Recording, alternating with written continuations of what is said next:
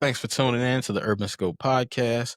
I'm back with more hip hop news, just talking about the influence of one of the most important groups in hip hop, one of the most important groups in the South, the best group to ever touch the city of Memphis, my hometown, the best conglomerate, or one of the best things in hip hop to come out of Memphis, um, 3 6 Mafia. So they've given us some of the best songs, some of the best production that we've ever seen in hip hop history and just music in general, I believe. And they existed or they originated in a time, the mid 90s, where hip hop was not popularized. It was not seen in the best light. It had a stigma to it, more so than even now. Um, Similar to anything that was had a bad name to it, and then it started getting a better reputation over the years, especially when hip hop music became into the suburbs and it became popularized or it became popular culture on commercials, movies, and TV shows and things like that, and people started associating certain songs with good stuff, and it just gave hip hop a new name. So 3 6 was able to thrive in a world where hip hop wasn't seen, it was demonized. Just to, make a long story short, it was music, hip hop music was demonized, and they were able to make it above that and just achieve things that we had never seen in hip hop, especially in the rap scene.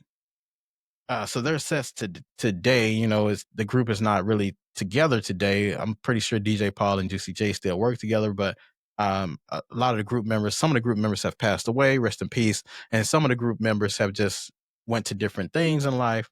But I just want to talk about the greatness of 3 6 Mafia and what they meant to me and what they meant to, I'm pretty sure, a lot of other people inside this hip hop and rap world. Their lyrics and their presentation was kind of rough, but it was urban.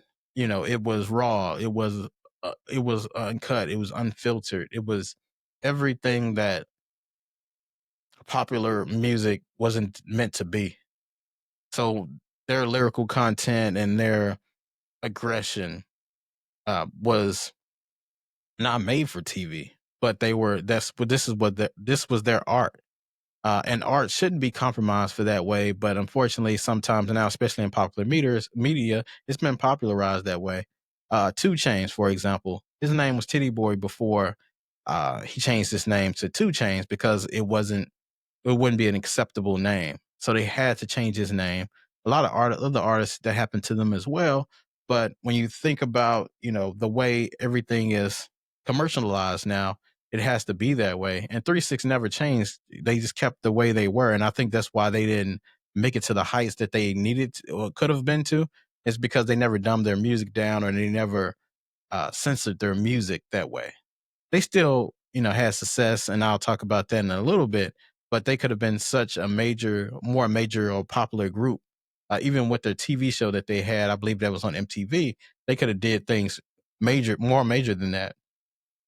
Could have did acting and things like that, but they didn't. They never had the image like that. Um, but unfortunately, they never had that image. But their music's still top notch.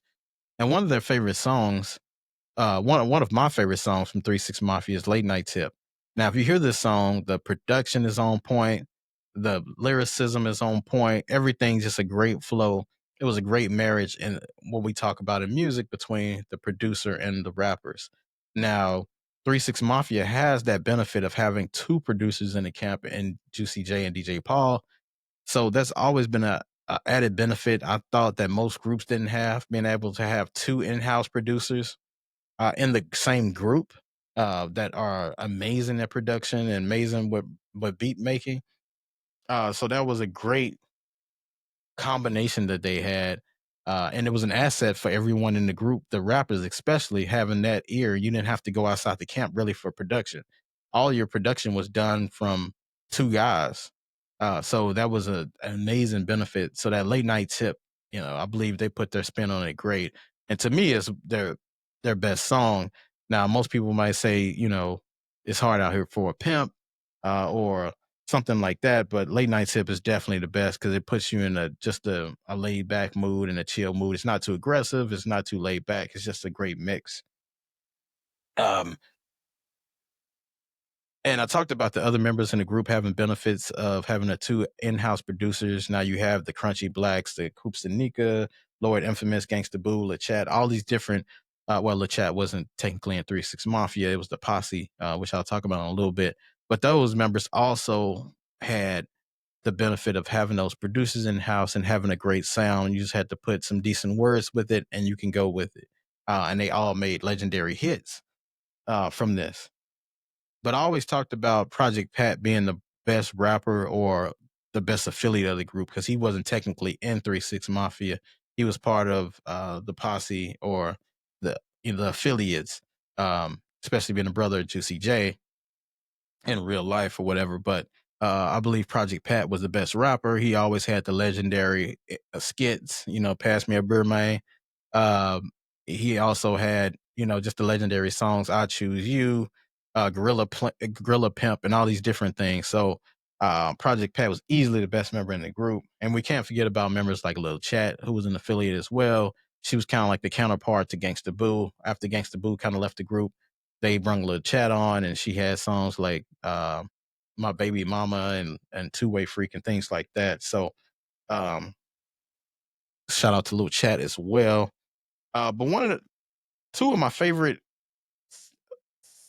well, not soundtracks. I want to just say albums from 3 6 Mafia was the Choices soundtrack, which is from the movie Choices that they made, and then the Unbreakables. That time period was phenomenal. That's when they had songs like Mafia and this Grinch, that Pro, Tested My Gangster, Riding Spinners. They had all the classic hits, and they were in their prime during this time. And I believe it's around 2001 to 2003, I believe.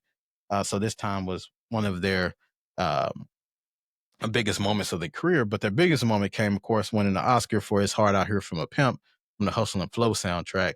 Now, I've never seen this movie entirely. I've seen bits and pieces of it, but just listening to the song and the production, it fit the movie very well, and it was very deservingly that they won this Oscar. And it was most people were blindsided by this win because they didn't even think they would win or even be nominated because we know these films, urban type films, usually don't even get nominated, but they were luckily enough or deservingly so they won this Oscar for it, and we thought it was going to send them to new heights. But with their image and with their music choices, a lot of people weren't able to put them up there just because of their vicious music or the image that their music is portrayed as. But this moment did show progress in hip hop and showed hip hop could be popularized and hip hop started to be seen in another light. So I do credit 3 6 Mafia for being able to get hip hop popularized. Even with people like Jay-Z not being able to win things, they started looking at us more serious light. So, and so to speak, 3 6 Mafia walked so Kendrick could run, if you want to put it that way. But it all started from a soundtrack, and I always talk about the popularization of soundtracks and how important soundtracks are to the artist. And this is just another instant of how soundtracks can improve your image and get your name out there in different ways. But in all, 3 6 Mafia is not appreciated enough for the artistry. Their hard exteriors is what probably shies people away from deals and things like that. But if you listen to the music and listen to production, it's just pure genius, especially from Juicy J and DJ Paul's production. But the rapping is good as well. But Juicy J has also contributed to Megan Thee Stallion, Ludacris's, Young Dolph's, even Justin Timberlake's music, who is a fellow Memphian. But they've done a lot of great things in music. So if you haven't had the time, definitely check out their music. It's a very good listen. As always, until next time, I'll see you next time.